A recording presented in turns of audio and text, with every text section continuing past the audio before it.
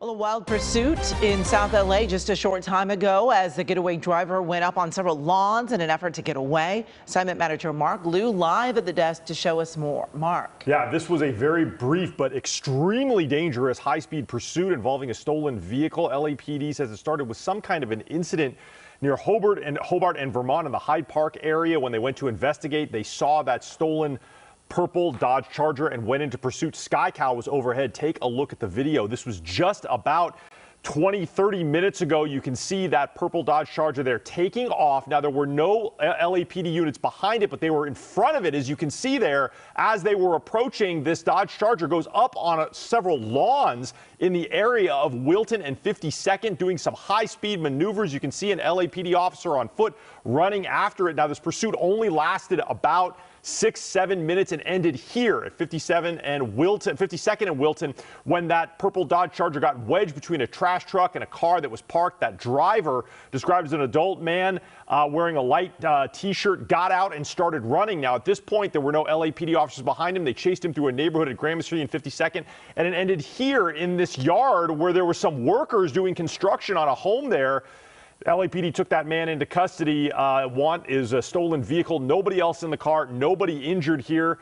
And that man now on his way to LAPD 77th Division to face charges of felony grand theft. That is the very latest here from the desk. I'll send it back to you. All right, Mark. Thank you. Let's listen in. Re-engage the train so it continued forward. When it arrived at the station, though, the same suspect pulled that emergency brake again. When the doors opened, that suspect exited the train and the security guards followed him.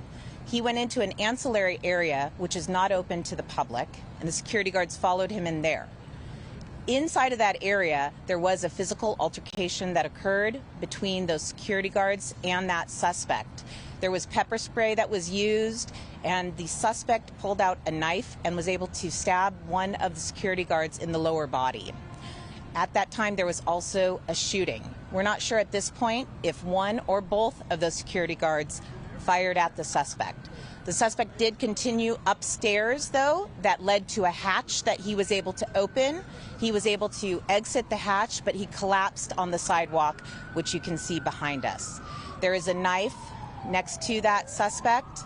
The two security guards both received medical treatment at a local hospital, one for the stab wounds that he sustained and the other for minor injuries sustained during the altercation.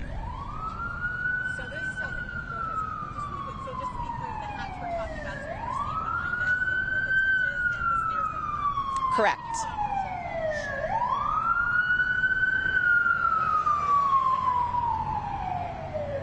Correct. So the hatch you see behind us is the hatch that the suspect and ultimately the security guards did exit. That was opened by the suspect. You have to come up some stairs from that non-public ancillary area. He was able to come up those, opened it, but he collapsed shortly outside of that hatch.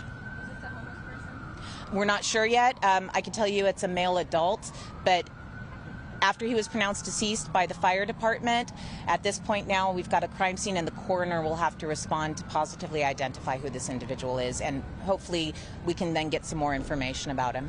Did anything happen on the Metro train, any violence? Not that we're aware of. We don't have any other injuries related to this incident, but of course, if you were on the train and you saw something, we would ask you to contact the Los Angeles Police Department.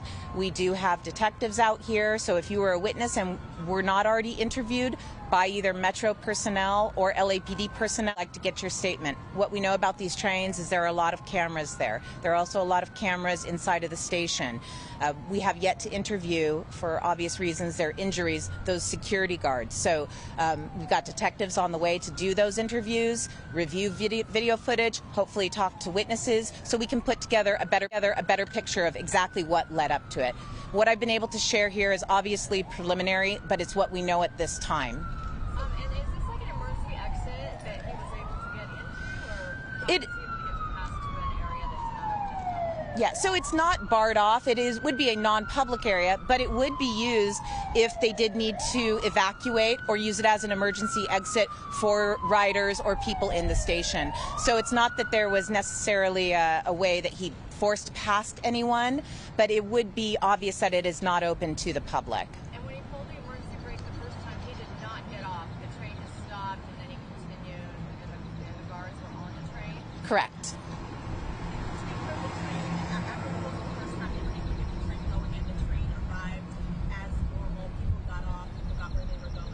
I don't know how many other riders were on the train, but I do know that it did arrive safely at the station. He pulled it again once at the station. Obviously not something that anyone on the train is supposed to be doing, except for in a real emergency, obviously. But I don't know exactly how many people were on there, but he was able to exit at the station where the train should have stopped. This comes at a time when there's a particular focus on safety on Metro and incidents of threats to staff that work there and riders and passengers. Can you speak to someone who's looking at this on their phone and says, "Wow, okay, so something else happening on Metro"? Right. We definitely understand that. That's why we've got as many resources here. Fortunately, there were armed contract security guards on that train. We realize that it didn't prevent what happened today, but it is part of a developing security plan. Metro's working with LAPD, the Sheriff's Department, and Long Beach Police Department. Chief Choi is very much engaged with conversations with Metro about how can we make riders feel safe? What can we actually do? So it is still developing. I've been out at some of these scenes, so this is not new to me, and it shouldn't be this way. It's what I've said and what I'm sure most Angelenos feel. You should be able to ride public transportation and feel confident about it, definitely feel safe. So it is a priority with LAPD. I know it's a priority with Metro, and hopefully we can continue to amplify the presence and also find other ways that we can address how we can stop some of this from happening to begin with.